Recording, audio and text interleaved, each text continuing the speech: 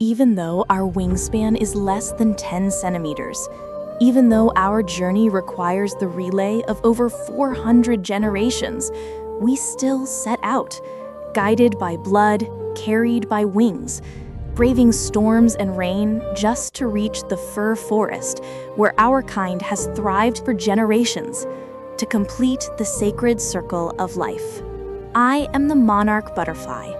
Humans call me the king of butterflies. When the first rays of morning sunlight pierce through the grass and illuminate the leaves of the milkweed, I slowly bite through the shell that connects me to the world for the first time. From that very moment, I know I was born for the distant horizon.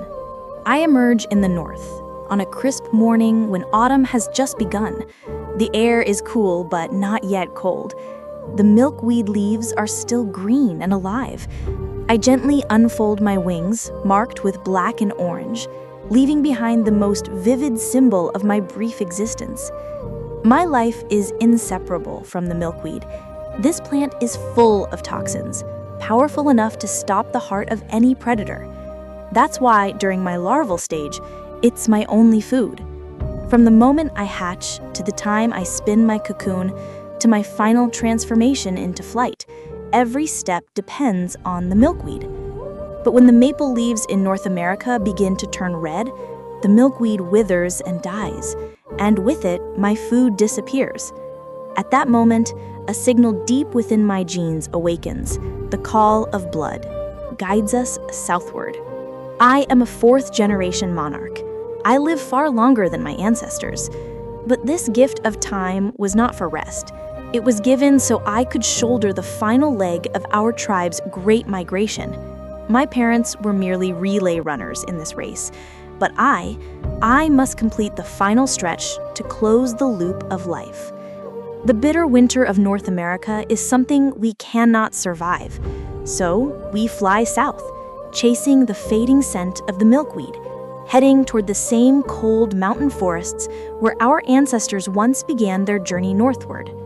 My great-grandfather was born there, the very first of the migrators. He emerged from his cocoon in February in a foggy fir forest.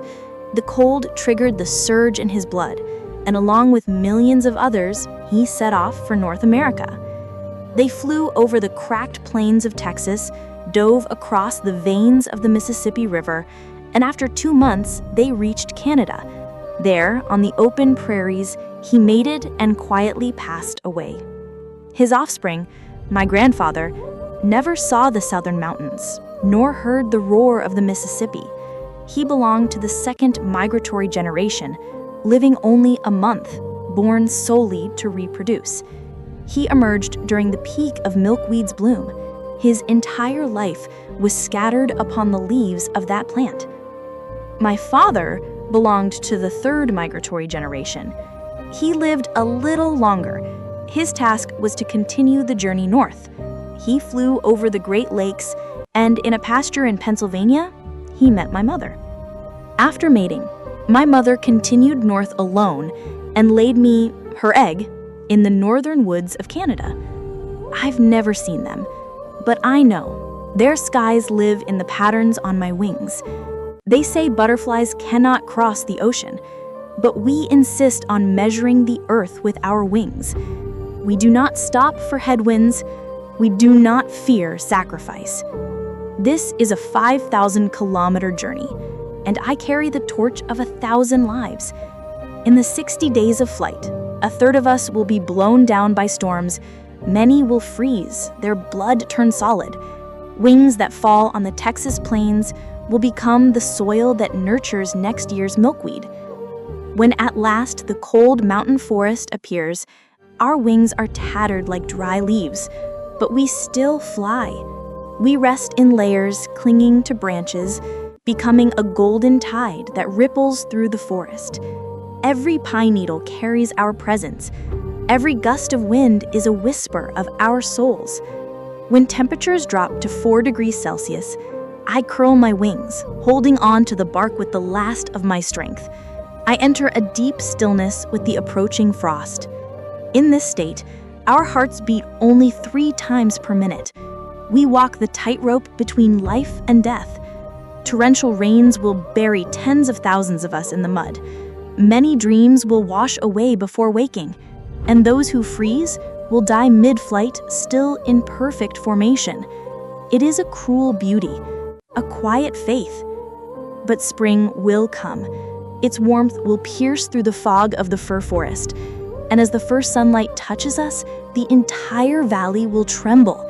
We, monarchs, will awaken like a tide. It is the season of mating. We swirl, dance, and chase through the woods, using the last energy of our lives to create the next. And with my death, a new first generation is born. And within them, the northern path is quietly reawakened. Because each migration is a legacy passed down through generations. Our journey may seem small to humans, but it stretches across lifetimes, crossing seasons, defying death, all for one reunion we will never witness. The wind may scatter our wings, time may blur our path, but that cold fir forest will always remember that we came. We say goodbye to the world through death, and we respond to nature through migration.